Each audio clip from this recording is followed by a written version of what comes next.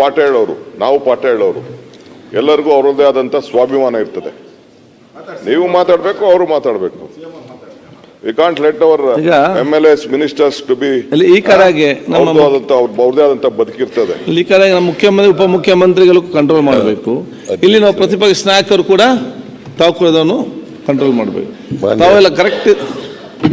ಮಾನ್ಯ ಅಧ್ಯಕ್ಷರೇ, ನೀವು ಈಗ ಸದನವನ್ನು ಉದ್ದೇಶಿಸಿ ಮಾತನಾಡಿದ್ದೀರಿ. ಬಹಳ ಮುಖ್ಯವಾಗಿ ಒಂದು ಮಾತನ್ನು ಹೇಳಿದ್ರಿ ನೀವು.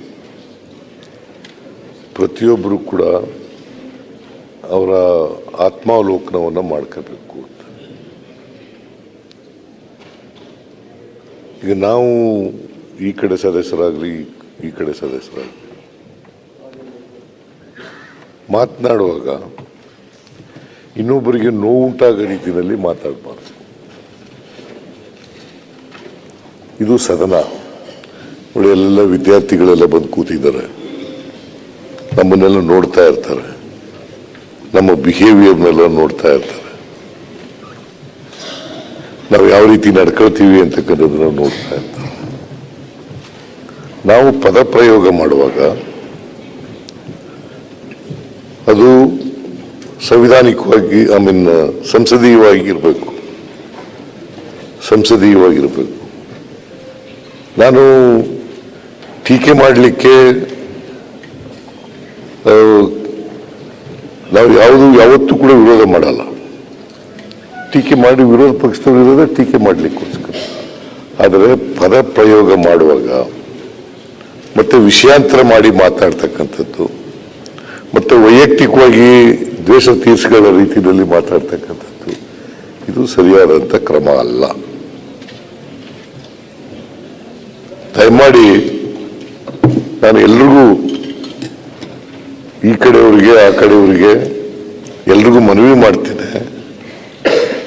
ಮಾಡ್ತೇನೆ, ಟೀಕೆ ಮಾಡಿ ವಿರೋಧ ಪಕ್ಷದವರು ಇರೋದೇ ಟೀಕೆ ಮಾಡಲಿಕ್ಕೋಸ್ಕರ. ಆದರೆ ನಿಮ್ಮ ಟೀಕೆ ರಚನಾತ್ಮಕವಾಗಿರಬೇಕು.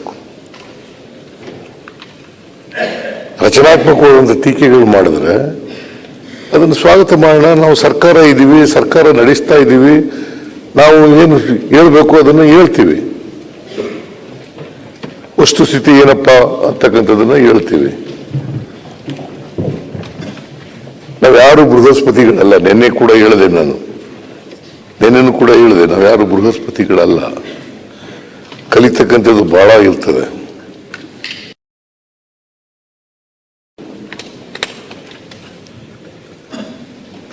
ಕಲಿಯಕ್ಕೆ ವಯಸ್ಸೇನಿಲ್ಲ, ಅದು ಅಂತಿಮ ಏನಿಲ್ಲ. ಅದಕ್ಕೆ ಯಾವಾಗಲೂ ಕಲಿತಾ ಇರ್ತದೆ.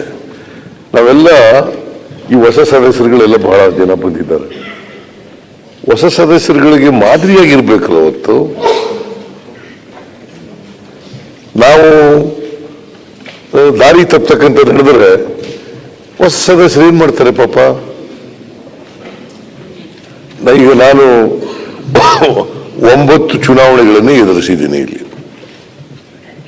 ಅಸೆಂಬ್ಲಿನಲ್ಲಿ 9 ಚುನಾವಣೆಗಳನ್ನು. ಇವನು 8 ಸಾರಿ ಆಯ್ಕೆಯಾಗಿದ್ದಾನೆ. ಇಲ್ಲ 8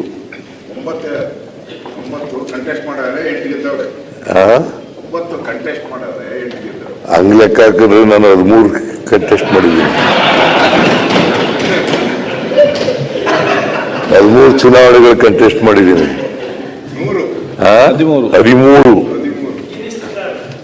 13 ಚುನಾವಣೆಗಳನ್ನ ಕಂಟೆಸ್ಟ್ ಮಾಡಿದ್ದೀನಿ. 2 ಲೋಕಸಭಾ ಸೋತಿದ್ದೀನಿ, 2 ಅಸೆಂಬ್ಲಿ ಸೋತಿದ್ದೀನಿ, 4 ಸೋತಿದ್ದೀನಿ, 9 ಸಾರಿ ಗೆದ್ದಿದ್ದೀನಿ.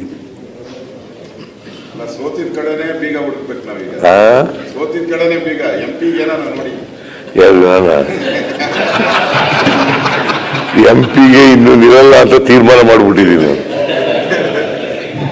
ಏನನ್ನ ಇಲ್ಲಿಂದ ಕಳಿಸ್ಬೇಕು ಅಂತ ಇದೆಯಲ್ಲ ನೀನು.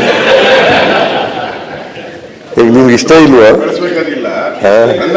ಇವಾಗಲ್ಲ, ಬಹಳ ಒಂದು 5 ವರ್ಷದಿಂದ ಮಾತಾಡ್ಬೇಕಾದ್ರೆ ನನ್ಗೊಂದ್ಸರಿ MP ಅಲ್ಲಿ ಪಾರ್ಲಿಮೆಂಟ್ ಅಲ್ಲಿ ಹೋಗಿ ಮಾತಾಡ್ಬೇಕು ಅಶೋಕ್ ಅಂತ ಹೇಳಿದ್ ಜ್ಞಾಪಕ. ಅದಕ್ಕೆ ಹೇಳಿದೆ ಅಷ್ಟೇ. ಅದು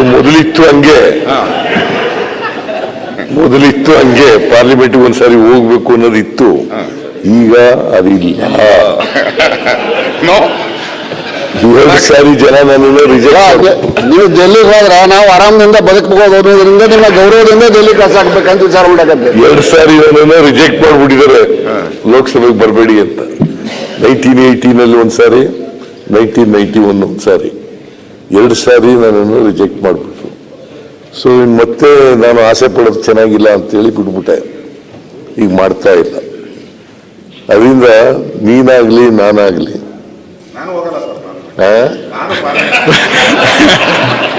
ನಾವು ನೀವಿಬ್ರು ಹೋಗ್ತೀರಾ ಅಂತ ಸ್ವಲ್ಪ ಕುತೂಹಲದಿಂದ ಇದ್ವಿ ಅಷ್ಟೇ.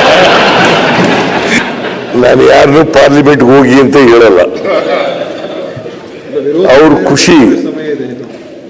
ಪಾರ್ಲಿಮೆಂಟ್ಗೆ ಹೋಗ್ಬೇಕು ಅಂತ ಬಹಳ ಜನ ಆಸೆ ಪಡ್ತಾರೆ. ರಾಜ್ಯಸಭಾ ಮೆಂಬರ್ ಆಗಬೇಕು, ಲೋಕಸಭಾ ಸದಸ್ಯರಾಗಬೇಕು, ಕೇಂದ್ರದಲ್ಲಿ ಮಂತ್ರಿ ಆಗಬೇಕು ಅಂತ ಎಲ್ಲ ಆಸೆಗಳೆಲ್ಲ ಇರ್ತವೆ. ಮನುಷ್ಯನಿಗೆ ಆಸೆಗಳಿರಬೇಕು, ಆದರೆ ದುರಾಸೆಗಳಿರಬಾರ್ದು. ಯಾರಪ್ಪ ಕಡೆಯವರೇ ಸರ್, ನಿಮ್ಮ ಕಡೆಯವರೇ, ನಿಮ್ಮ ಕಡೆಯವರೇ ಸರ್. ಅಲ್ಲ, ನಮ್ಮ ಕಡೆಯವರು ಯಾರು ಅನ್ನಲ್ಲ ನೋಡಿ. ಹೀಗೆ ಇದನ್ನೇ ಬೇಡ ಅಂತ ಹೇಳೋದು ನಾನು. ಮನುಷ್ಯನಿಗೆ ಆಸೆಗಳಿರಬೇಕು, ದುರಾಸೆಗಳಿರಬಾರ್ದು. ಅದು ದುರಾಸೆ ಯಾವಾಗಲೂ ನಮ್ಮನ್ನ ಆಸೆಯೇ ದುಃಖಕ್ಕೆ ಕಾರಣ ಅಂತ ಬುದ್ಧ ಬಹಳ ವರ್ಷಗಳ ಹಿಂದೆನೆ 7,500 ವರ್ಷಗಳ ಹಿಂದೆನೆ ಹೇಳಿದ ಅಲ್ವಾ. ಅದರಿಂದ ದುರಾಸೆ ಮನುಷ್ಯನಿಗೆ ಇರಬಾರ್ದು, ಆಸೆಗಳಿರಬೇಕು. ಅದರ ಮನುಷ್ಯತ್ವನೇ ಇರೋದಿಲ್ಲ ಆಸೆಗಳಿಲ್ಲದೆ ಹೋದರೆ. ಅದು ಲವ್ಲಿಯಾಗಿರೋದೇ ಇಲ್ಲ, ಜೀವನ ಇರಬೇಕಾಗ್ತದೆ.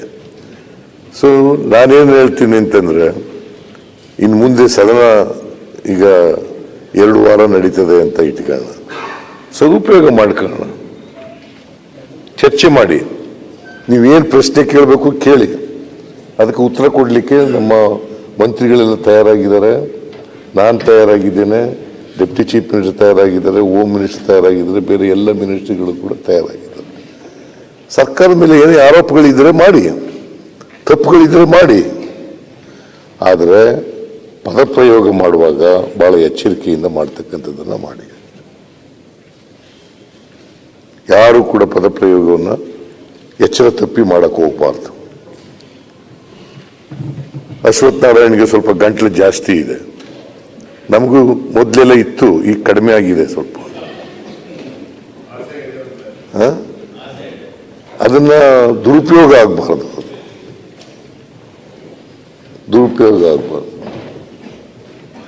ಈಗ ಜಾರ್ಜು ಬಹಳ ಸೀನಿಯರ್ ಮನುಷ್ಯ, ನೀವು ಆರೋಪ ಮಾಡ್ತಾ ಇದ್ರಿ, ಮಾಡಬೇಡಿ ಅಂತ ಹೇಳಲ್ಲ. ಆದರೆ ಏಕವಚನದಲ್ಲಿ ಮಾತಾಡೋದು, ಅಸಮರ್ಥ ಅಂತ ಹೇಳೋದು, ಇವೆಲ್ಲ ಸರಿಯಾದ ಪದಗಳಲ್ಲ. ಇದನ್ನೆಲ್ಲ ಉಪಯೋಗಿಸ್ತಕ್ಕಂಥದ್ದು ಸರಿಯಾದ ರೀತಿ ಅಲ್ಲ ಅಂತಕ್ಕಂಥದ್ದು ನನ್ನ ಭಾವನೆ. ಅದರಿಂದ ಇನ್ನು ಮುಂದೆ ಇದು ಮಾದರಿಯಾಗಬೇಕು. ನಮ್ಮ ಅಸೆಂಬ್ಲಿ ಬೇರೆಯವರಿಗೆ ಮಾದರಿಯಾಗೋ ರೀತಿಯಲ್ಲಿ ನಡ್ಕೊಳ್ತಕ್ಕಂಥದ್ದನ್ನು ಎಲ್ಲರೂ ಮಾಡೋಣ. ಅದಕ್ಕೋಸ್ಕರ ಆತ್ಮಾವಲೋಕನ ಮಾಡ್ಕೊಳ್ಳೋಣ. ಅದಕ್ಕೆ ಅಧ್ಯಕ್ಷರು ಹೇಳಿದ್ರು, ಆತ್ಮಾವಲೋಕನ ಮಾಡ್ಕೊಳ್ಳೋಣ. ಗ್ಯಾರಂಟಿ ನ್ಯೂಸ್, ಸುದ್ದಿ ಖಚಿತ, ನ್ಯಾಯ ನಿಶ್ಚಿತ.